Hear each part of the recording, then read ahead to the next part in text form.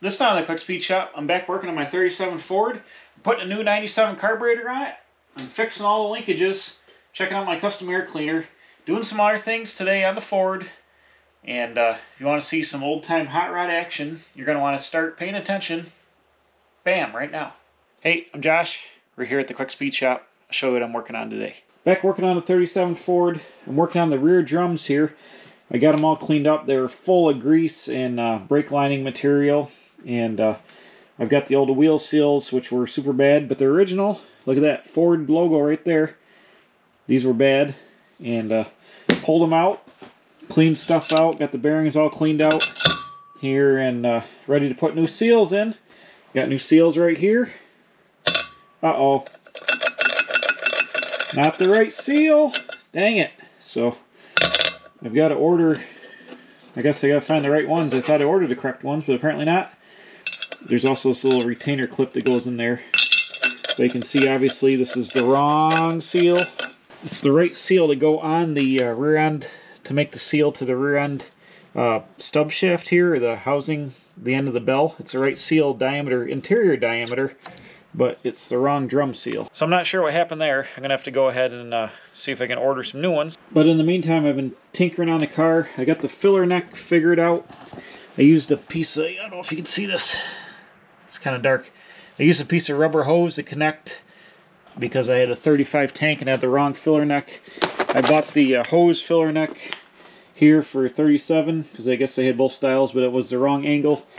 So I used a piece of rubber hose. The filler neck is not at the correct angle. It should be leaned back more in the tank, but it's gonna work here. It just kind of floats in the opening, but at least I can put gas in the car.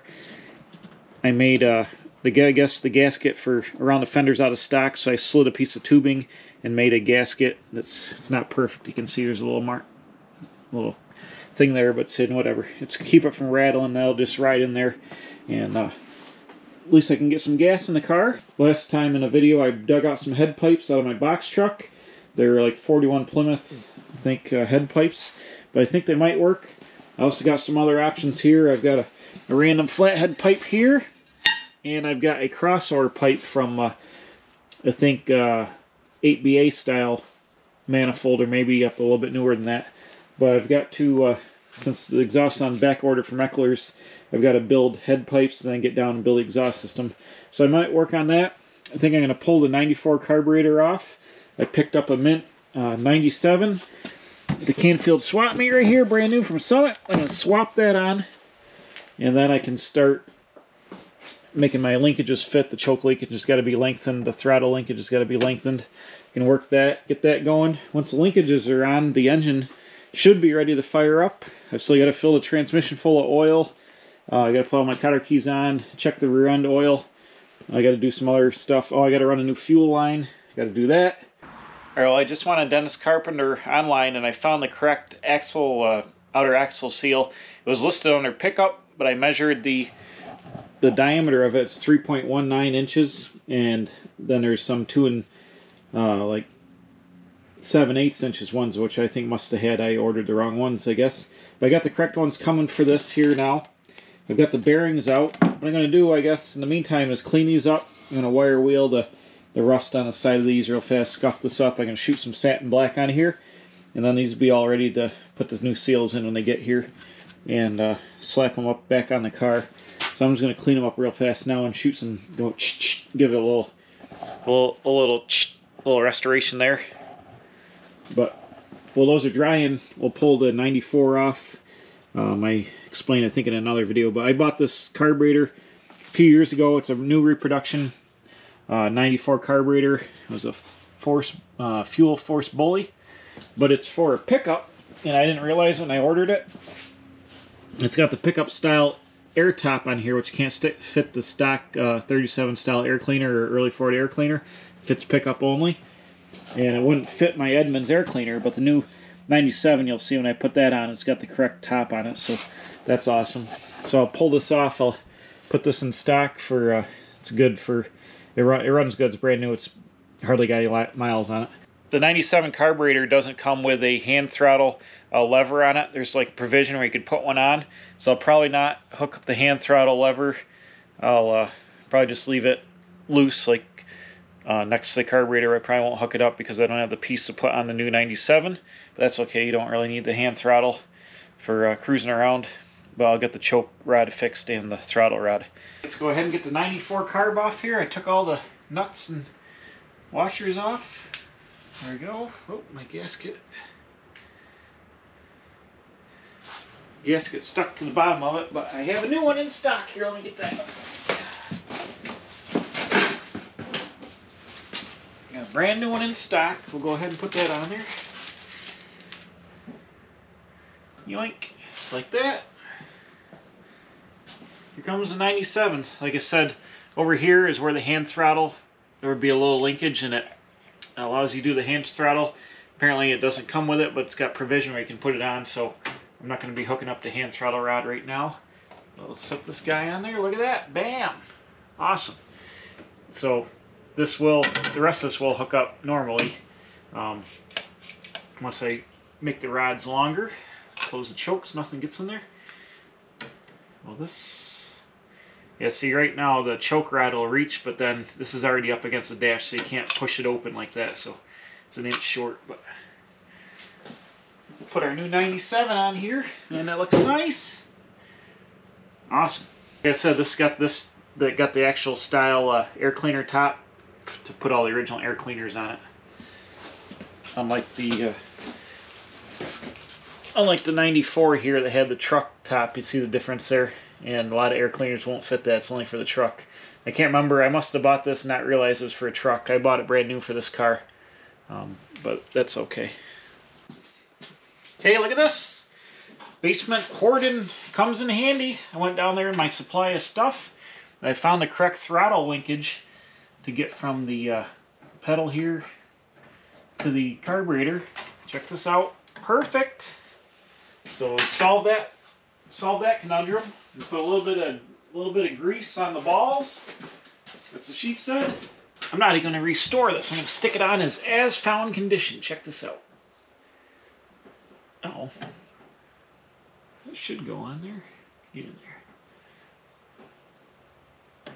there. Oh yeah, perfect. A little grease.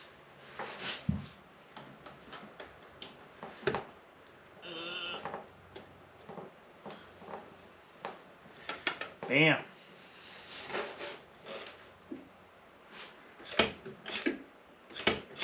Look at that. I found a Model A throttle linkage. There's a short one for Model A, the foot throttle to the carburetor. But I think I can take this one. It's not the best shape. And I can cut the end of it off and use it to extend my choke linkage here. Let's see. The choke linkage, pull all the way. Let's see. That way. Yeah, I can cut the end of this and weld it on and use it to extend this linkage. We'll make a mark. That's tight on the dash. Let me give it a little extra. Yeah, I can cut. I got a couple of these for Model A foot linkages. I can cut this and extend the rod, or I could, let me see if I got a piece of rod. If I use a piece of rod, I got to do it twice. Oh, you know what? I don't want to cut it here. I want to do it under the dash. That way nobody will see it. I got new grommets for everything here because they were grommets were missing. And I installed it, but it was premature because now I got to pull the grommet back through the firewall. Yeah, which it should go. Come on, man. Did I speak too soon? Let's see here.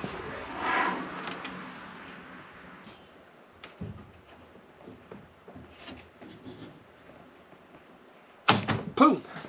Alright, here we go. You can see where the rod attaches on here. They like clipped it together, whatever. So I'll cut it in here somewhere and it'll add an inch and a quarter to it. It says choke on here, it's pretty old. But the hand throttle here, we'll just let this free air the bushing, or the grommet got pulled through. How that happened. Okay, I found the answer to the rod dilemma. A 16 penny nail is the perfect diameter to weld into this rod.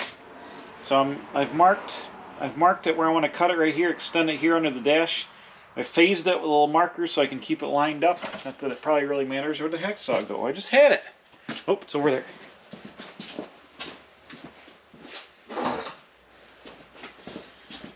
So where a TIG welder would be nice, if I could ever get the TIG torch for my 215 miller, you could TIG this together. I'm going to have to MIG it, which is going to be kind of overkill, but I'm going to cut this rod.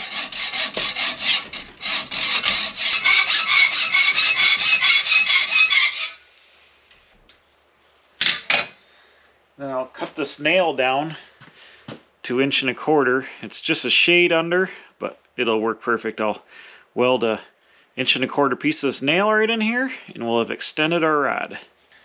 Okay, let's try this. What's the worst that's going to happen?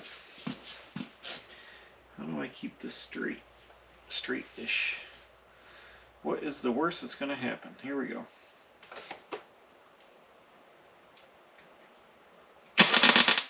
Ow!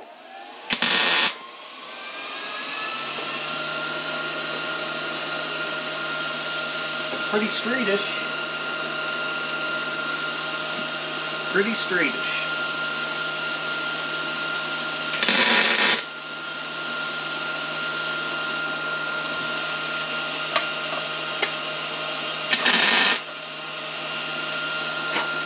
Over here so you can see, I welded it hot so I had good penetration. I'm just going to grind it down. Then I'm going to come over here, line up my witness marks right there and there. The other one's down here. And blow this together, and it will be 1 1/4 inches longer.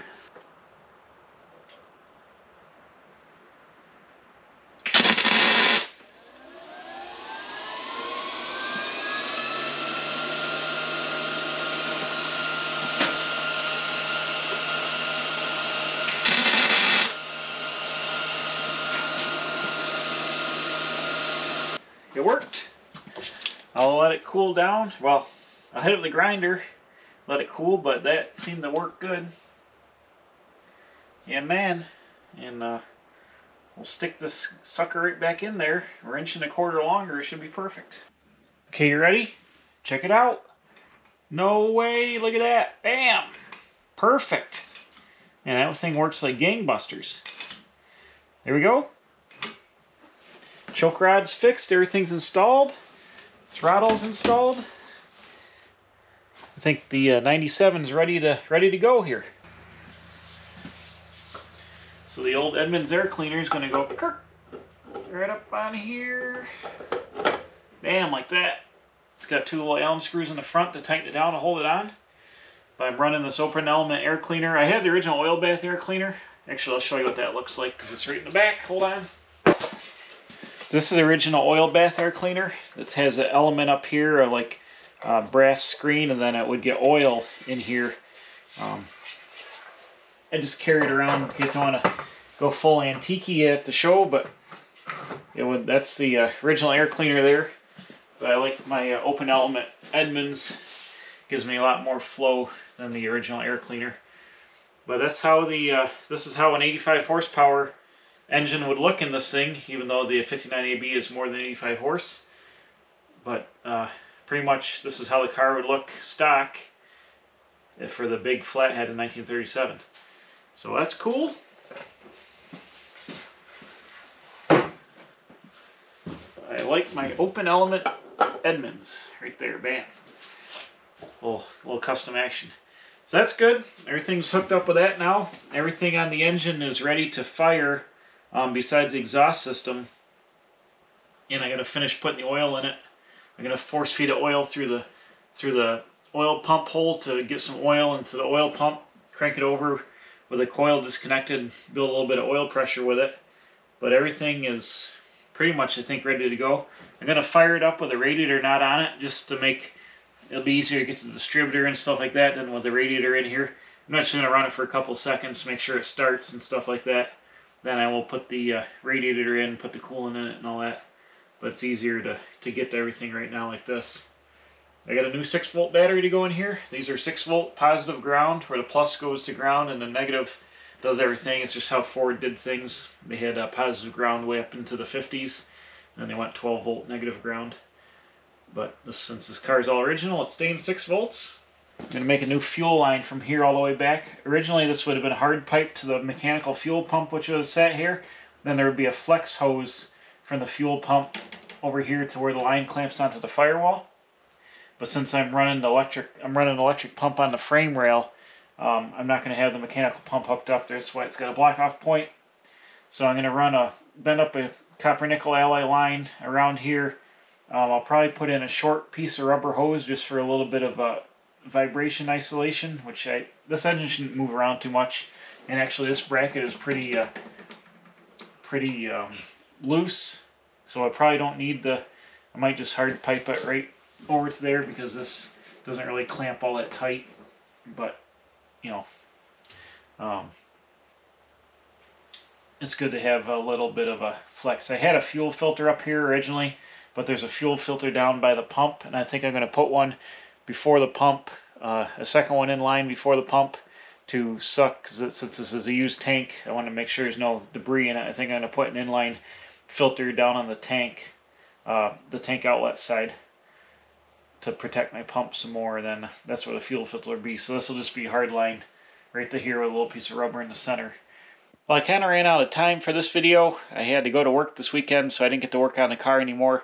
It's like a day later than all the other stuff I just did. But I'll show you the brake drums. They're all painted up here. Got some nice satin black on them. Just waiting for those seals to come in. They should be here in the next day or two, so I can put them back together and get them back on the car. Really haven't done anything else. Oh wait, I put the license plate on. I'm running, well, it's kind of dark, but I'm running 1937 plates on it here, so I got the big plate mounted on the back. I've been running one on the front here, on the front there you see in the background, but I'm going to run old plates on the car, front and rear. Now to run these old plates in New York State, there is a correct way to do it. I'm not going to do that because I'm a rule breaker, but you register the car historical and you get like a registration that says HX and then a number, and then you can get these plates okayed through the DMV. I'm not going to do any of that. Guess what? Don't care. I've got the car registered with regular plates and inspected and all that insurance. I'm just going to take the regular plates, throw them in the car, and I'm going to run these old plates. And if it's ever an issue, I'll be like, I was at a car show, I had these plates on, and whoops, I forgot. Here you go, look, it's registered, everything's fine. So, breaking the rules so I can run my old plates. That's how we do it. So, next time I come back, I'll be working probably on the 37 Ford again, or my buggy van, because the weather's nice. I got to start getting the interior. I got a couple weeks to go to Carlisle, going to the Ford Nationals in Carlisle with my buggy van. So if you're down there, I'll be there on Friday and Saturday in Carlisle, Pennsylvania with the boogie van. So stop by and say hi. In the meantime, thanks for watching. Don't forget to subscribe, tell your friends, and hit the bell for alerts. And we'll see you right back here at the Quick Speed Shop, breaking the rules, having fun, building old cool cars like this 37 Ford. I'm a professional. Don't try this at home.